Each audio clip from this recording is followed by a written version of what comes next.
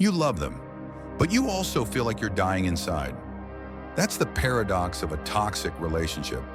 You know it's destroying you, but you still stay. Why? Because what you're feeling isn't love.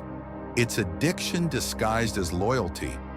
It's trauma wearing a mask of passion, and your brain is hooked on the cycle of pain and relief.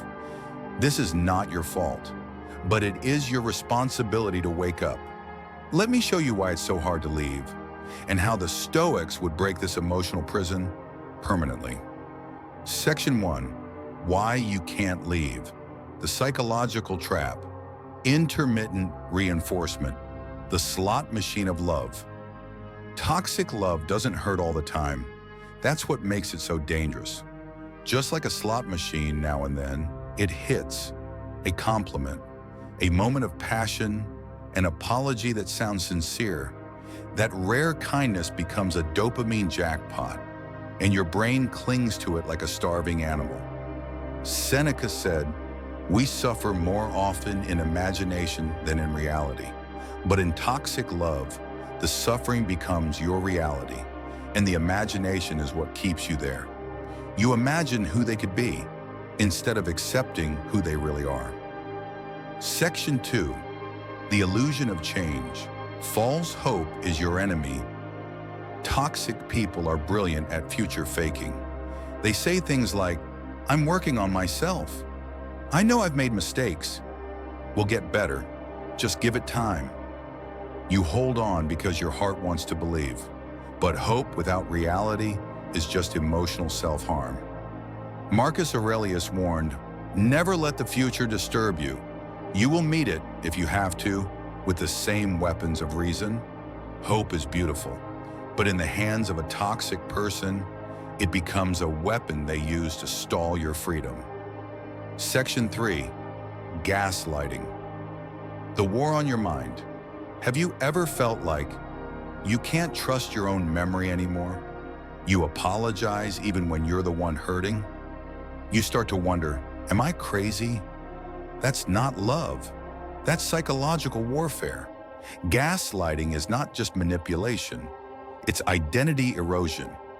You lose trust in your thoughts. You shrink. You second-guess your instincts. You become a version of yourself that tiptoes through every conversation.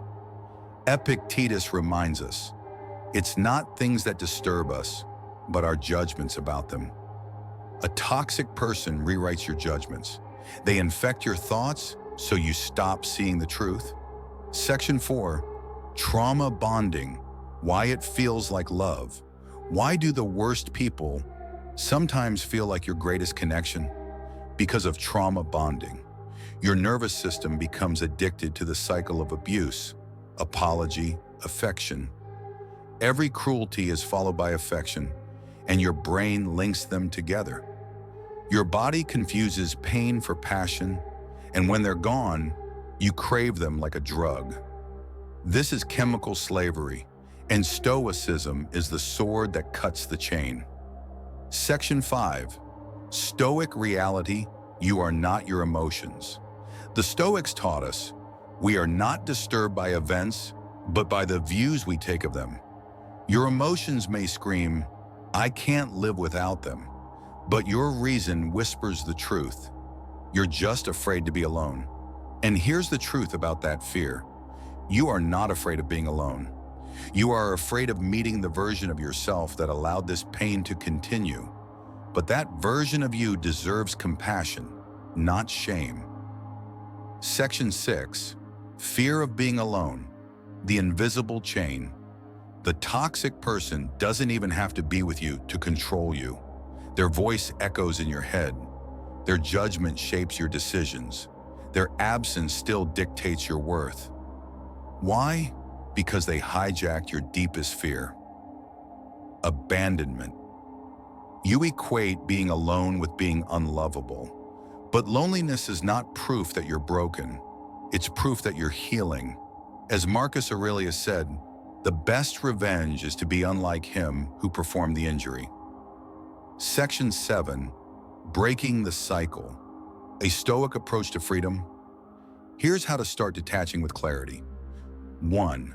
Stop romanticizing the potential they are who they've shown you, not who they promise to be. 2. Anchor yourself in reality. Write down every lie, every betrayal, every manipulation. Revisit it daily, not to stay angry, but to stay conscious. 3. Practice emotional neutrality. When you feel that pull to reach out, pause, breathe. Remind yourself, that's your nervous system talking, not your soul. A Stoic endures not because he is numb, but because he sees with clarity. You will still feel, you may still cry, but you will no longer be owned by those feelings. The truth is hard. You may still miss them, you may still love them, but now you understand them. And understanding kills the illusion. Now you are dangerous because you can see. You are not here to convince anyone to love you. You are here to reclaim your power.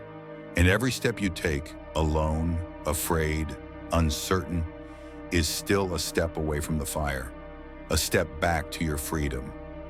The Stoics didn't suppress their emotions, they transcended them. Now, so can you. Subscribe.